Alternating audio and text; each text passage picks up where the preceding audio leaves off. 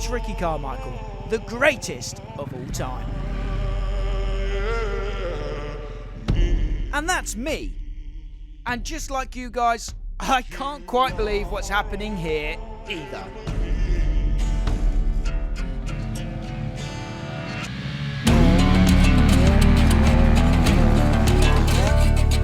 The Triumph TF450-RC has landed. Triumph have built and developed this machine with the help of Ricky Carmichael, the greatest of all time. So obviously there's high expectations here.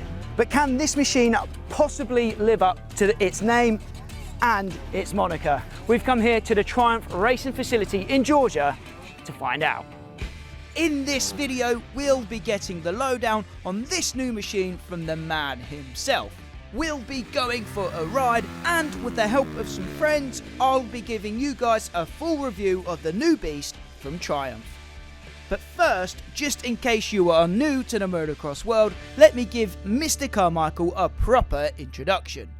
This should give you guys a real idea of how special this collaboration is for Triumph. That logo right there comes with some serious pedigree.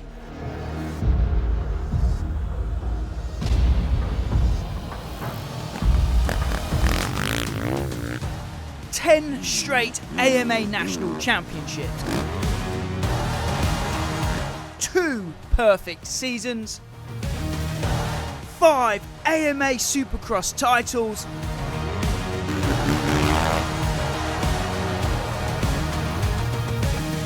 150 race wins,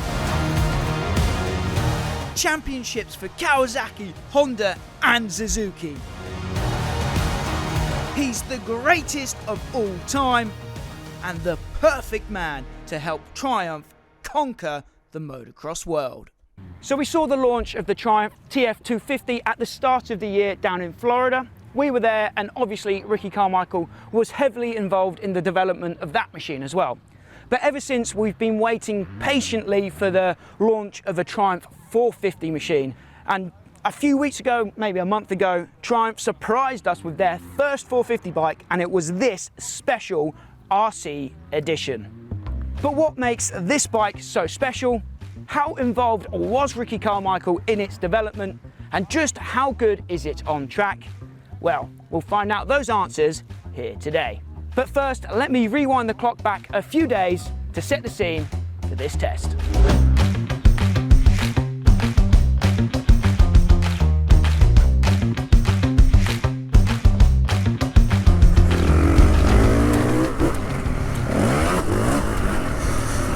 Okay, so I've rewound time a little bit here. I'm 2 days in the past and 4,000 miles away. Back in England at Doncaster Motor Park.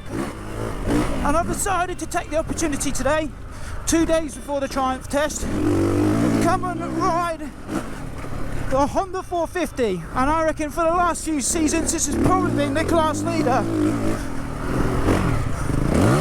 You know, with the success of the Lawrence brothers and Tim Geiser, Honda have been doing bits in the 450 division, haven't they? So I wanted to come and give this bike a try before I test out the Triumph, who are obviously looking to find success in this class as well. So I'm going to go back to the future now, send it 4,000 miles back over to Georgia.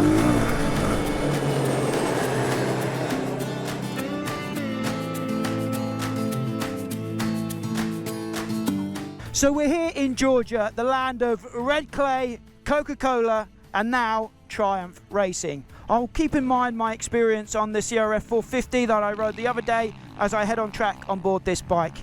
But before we do that, let's just take a closer look at the TF450-RC, have a look at some of those features and specifications, and find out what magic RC has sprinkled onto this machine. So let's take a look. The TF450-RC looks very similar to the TF250X. It utilises the same aluminium chassis, but of course we see the brand new 450 motor here, which is packing about 61.5 horsepower. The TF450 boasts class-leading power to weight. It's not the fastest or the lightest, but when combined, it can't be beaten. Again, much like the 250, the TF450 features a laundry list of high-quality components from respected brands such as Dunlop, Brembo, Galfa, ODI, KYB, X-Eddy, Dell'Orto and Athena. The bike is packed with tech. We have the quick shifter, launch control and traction control as standard, and there are 2 maps to select from on the bar, that's standard mode and RC mode. And this time access to the Triumph MX Tune Pro app comes as standard, so there's 11 additional maps to choose from on the app, so you can really fine-tune power delivery to just how you like it. The app also has some other cool features like a live sensor dashboard, so you can keep an eye on the health and well-being of your machine. Again, Triumph have built an impressive package here. But what makes the RC edition so special? Well, to find out, let's ask the man himself. The skeptics out there might maybe think it's just got your stickers on it, but they was telling us last night in the presentation, you've been heavily involved in this project since day one, right? Just explain to the people how involved you are in this bike and the entire project here. Yeah, so that is a great question. You know, I'm very fortunate to be in a position in my life and my career to where I don't just put my name on a brand just to have it on there. You know, it has to mean something.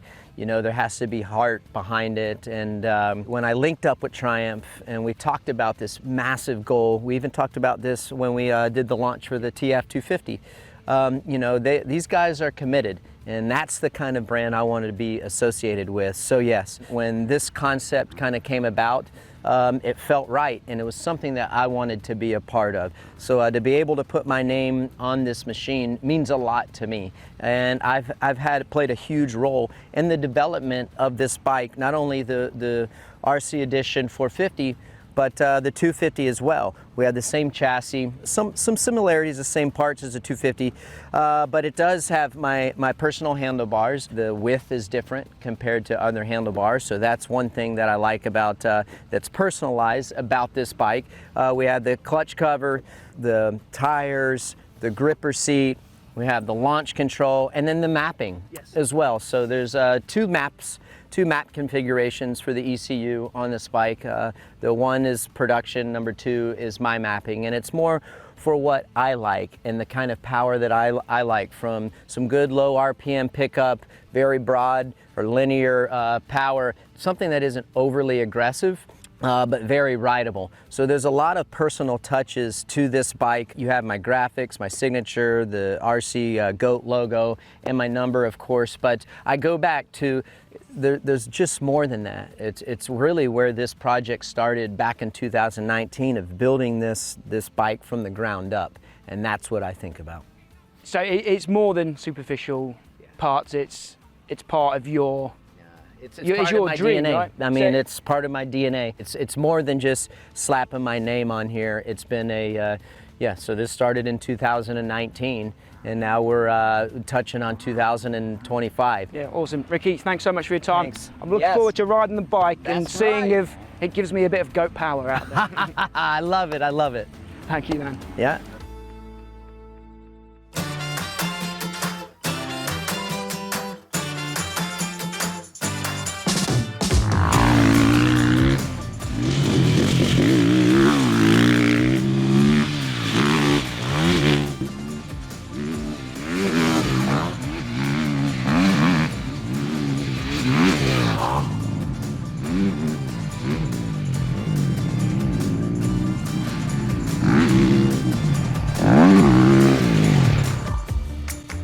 We had 2 amazing tracks to use here at the Triumph Racing facility, which gave us ample opportunity to get to grips with the brand new Triumph TF450-RC machine.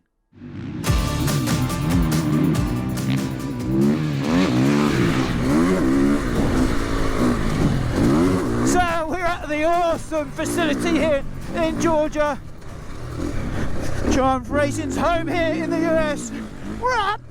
I'm on board the TF450-RC edition.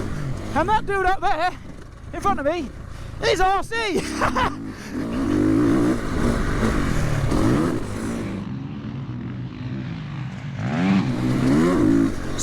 this bike feel compared to that Honda 450 I rode the other day then? Well, this feels probably a bit more nimble, you know. This feels just like the 250 version. So nimble. Power wise, this isn't such a hard hit, I reckon.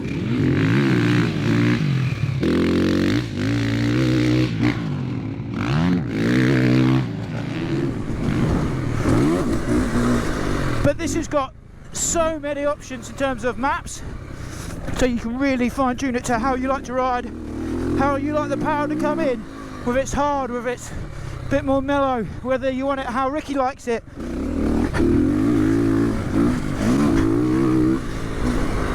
The RC map isn't as aggressive as I thought it was going to be when they first mentioned it. That RC mode is very usable, you know.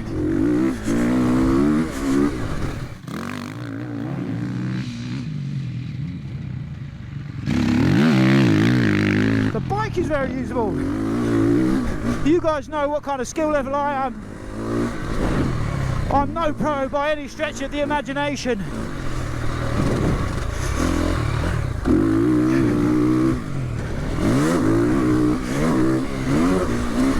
And I'm definitely not a 450 man, but this is usable, this is enjoyable for me. But I'm interested to hear what real high level riders think about this new machine. And luckily for me, I've got Jake Nicholls and Tommy Searle with me here this week. So let's see them in action. Let's hear what they think about this brand new special edition Triumph.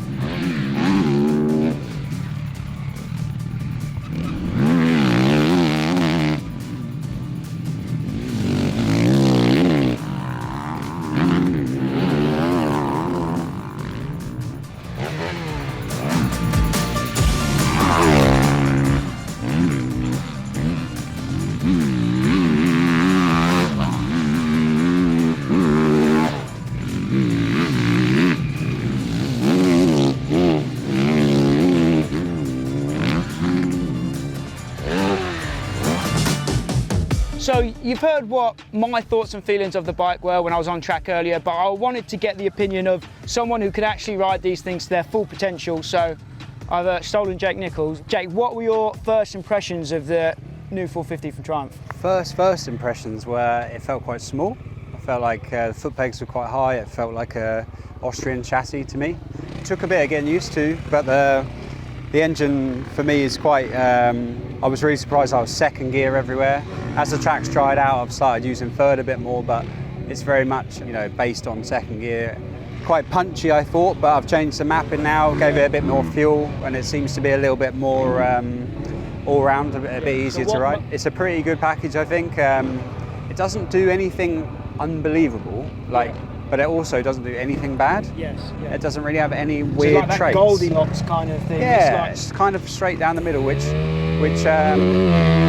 you know, on a day like today where we're all a bit jet lagged and I haven't rode loads, it's quite nice to have that. Do you know what I mean? Yes. Like not an animal. For someone of my level as well, it was usable for me. Yeah. I'm not a 450 guy. Yeah. I don't ride 450 very often, And neither am I, but I feel like we're on the same page there. It's just kind of, you know, you can tweak it. It doesn't do anything weird when you do go either way. It kind of just does a little bit of this and a little bit of that. So, how does this bike compare to the 450s that you have ridden and raced? What are the characteristics that are similar or different? So the Honda had a bit more pickup and a bit, just I guess had a bit more everywhere. Yeah, a bit more aggressive. Yeah, a bit more aggressive, and the Honda wanted to turn. The older chassis was a little bit twitchier. This was 2 years ago when I was racing, a little bit twitchier. But then when you got on a turn, into a turn, it wanted to turn. Whereas the adjustments I've made today on this, it feels like it quite likes a long turn. A long turn's always been a weakness for me. So it's a typical modern 450, I would say, though now as well, where all the aggression's kind of coming away. They're making them a little bit more like a you know, a bit revier and a little bit more chilled out. So they're all going the right way, and this is certainly on that curve, I think. Yeah. Tommy, what are your first impressions of the bike? Obviously, you've been a Triumph rider for like all of 5 minutes now, but what were your thoughts on the new bike? I really enjoyed it. Obviously, it was quite similar to the 250, so I knew coming in how it was somewhat going to feel, because I've rode that 250 I think 3 or 4 times now, and I was really pleasantly surprised by that. Not because, I don't know why, because I was all in on Triumph. You know, I'd signed the deal, we were going Triumph, and then it was like, oh, I hope I like it. Because it's not like I'm a customer, like, oh, I tried a bike, let's see how it is, might buy one after. We'd committed to the team. But I was so happy when I rode the Triumph 250. Like, I was just riding around with a smile in my helmet. I was like, this is brilliant, because to be a part of Triumph and everything that Triumph represents in the UK, being a UK rider. And so first impressions on that was that it was quite similar to a 250, which I loved. Tracks was very tricky today. I think you agree with me. Very fast, like big tracks. You done very well to like get around there and do your thing around the track. Stressful. Yeah, so it was a big track to jump on a new bike on for anyone. And as the day went on, I got much more comfortable on the bike. But that takes me a bit of time anyway, being a little bit older, and I do take my time getting used to a track. But as the track bedded in and the day went on, I was just jumping on the bike, and every time I was jumping on it, I was more comfortable. We made a couple of very small changes as well, which yeah, I liked as well. What were the differences you felt with the Triumph compared to the previous 2 brands you've been with? Well, each bike has its own thing that it does really well, and other things that I didn't like. Like Honda, I loved the tight corners on a rock hard track, and then when it was loamy and a bit sandy, I struggled. Kawasaki, the 1 year, this sat really low and I didn't like that, and you was always trying to get over something, whereas today I've jumped on the Triumph and it's just like, oh nice, yeah, like let's crack on, I can go race this, which is exactly how I felt when I jumped on the 250. I like the way it handled, I like the way it entered corners. It squatted quite a lot coming out of a corner at first, so we raised up the sag, which made that better. And I actually dropped my forks through 3 mil, so I was 2 mil from the top, to make the front longer, so I come into a corner a bit more confident as well. Went a little bit harder naturally on the suspension, because a little bit, not heavier, I guess I'm about the right weight, but it's going a bit faster, jumping a bit longer. We stiffened the suspension up. Very minor changes, because I like that, and then I was talking to Carmichael, he likes it the other way, he likes his forks a lot more through. So, and that's what Ricky said all day, that how much you can adjust the bike. Yes, yeah, that's something they've designed into it, isn't it? The adjustability. Something that it's not like, right, this is how we run our bike. Where some people, you're like, that's where it don't work unless you're in that position. Where this bike, you can sort of have it where you feel comfortable, which is nice. I was so comfortable on it. Like, I think you can see from some of the shots your dad's got. It's bone stock, do you know? Like, when we're out there, and Ivan's out there, and Ricky's out there all day, and they're not on any different bikes to us. I like went over to Ricky and said, what are you on? And he's like, it's stock bike. I just pulled one. I got number 2. Like, and you're like, oh right, so you're just on what we're on. He's like, yeah, that's what I like. Like, I've set it up. This is, I like it. What are your thoughts on this being obviously an RC edition? What are your thoughts on his parts, and what would the Tommy Searle edition have if you had the pick of the parts? He knows what works and what doesn't work, or not even what works and what doesn't work. He has his preferences, but they're the best things he's put on it. You know, like you've got Brembo brakes, you've got the Dunlop tyres, you've got the Kayaba forks, you've got the little bits that make a difference, and it also looks really good. Like the little parts he's put on it as a standard bike, I just keep looking. I'm like, it just looks tricked, doesn't it? It looks like a little like, oh, I want to get on that and race that for some reason. I don't know what it is about it, but it just looks so smart when you're looking at it, like the pipe and stuff. Even though it's a standard pipe, looks tricked. A lot of standard bikes, you're like, that pipe, just get that off. I can't race with that sort of thing. This is like nice and short. Yeah, short, like little pipe. I don't know how they're in the noise where they are with a short pipe, but honestly, I think they've done a great job, and there's not much that I would personally change. I am very picky, but I'm very picky on easy things to fix, like levers and making sure the throttle's there and the throttle's light, little things, gear lever there, and everything like that is fine on a brand new stock bike. I actually didn't even change my lever, I didn't change the bar position, I changed the sag in the end very slightly. It suits me perfect. Really enjoyed the bike, and happy to be here, happy to be part of Triumph. And what a day with them. Yeah, what a day. Tommy, thanks for your time, mate. Thanks, Max. Cheers. I really enjoyed my time on the 450. If you ask me, there's more than enough power there, but it's still usable for a rider of my level. The bike is very nimble and agile, and that technology package is just awesome. I made a lot of use of the quick shifter, and the combo of the launch control and whole shot device was really effective. The bike should be hitting dealerships in February. This is a huge moment for the brand as they continue to prove that they are all in on moto. But for Ricky, it must also feel like a massive moment in his career. So Ricky, yes. I'm curious, as a man that has achieved everything that you've achieved in your career, what does it mean for you to be this involved in the development of a bike and have your number, your signature, your logo on a machine going out to the general public? Because I was racking my brain, has this ever happened before, this kind of signature bike? Well, it did happen when I was at Suzuki. We had a RM 250 Supercross edition, but with such an iconic brand like Triumph, no, it hasn't. And where this comes into where I'm at in my life and my career post-racing, it's very humbling. I was telling somebody the other day, it's just like, you know, it's hard for me to speak about myself. It really is. So, but when I speak about the bike, it's definitely much easier, and I'm just privileged to be able to be associated with a brand like Triumph and just how iconic they are in the motorcycle world for over 100 years. I'm just pleasantly surprised of how this work of art has turned out, and it was a long time coming for sure. So the day is finally here and I love it. I'm probably going to call this video something like Ricky Carmichael's dream machine, something like that. Is this what you dreamed of? Has it turned out as good as you hoped? I love what you just asked me there. So yeah, the first time that I rode it with the 450 engine, I had to like stop back and take a moment and think about like just the process of how we got to where we were today. It was almost surreal because I'm like, wow, I'm riding this bike and I'm evaluating this bike at the same time, and yeah, it's exceeded my expectations. It really has, especially when you think about building something from a ground up. There's so many things that can go wrong, right? And this bike is so well balanced, and when I ride it, it has a lot of the characters that I think is great, not only for me, but the general consumer. I don't really want to say it, but we're getting to almost 20 years since your last full pro season, right? Did you ever think that we'd be here with a Ricky Carmichael edition bike this far down the line? I never thought that we would be here with an RC edition 450 down the line. You know, like you said, 20 years post racing, absolutely, and it is. It's really very humbling, but to be with a brand like with Triumph, an iconic brand in the marketplace, in motorcycles in general, how long they've been making motorcycles, again, it's humbling. I'm not great at talking about myself, but I can talk about this brand and just how receptive everyone at Triumph was back in Hinckley, and through building this bike from scratch, from nothing. And how receptive the engineers were, the design group were. They just wanted to learn and have a great product. And I think this is a great reflection of it. And for the first generation, we're very pleased.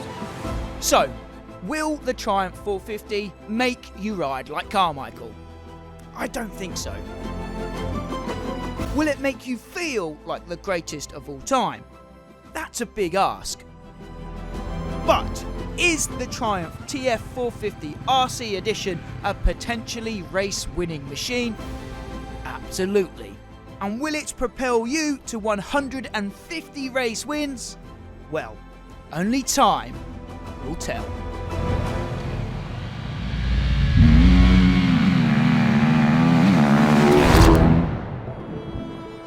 A huge thank you goes to Triumph UK for inviting us along on this trip. And a massive thanks also to Jake Nicholls and Tommy Searle for taking time to be part of the video. As always guys, my name's Max, this is 999 Laser. Until next time, I'll see you at the track.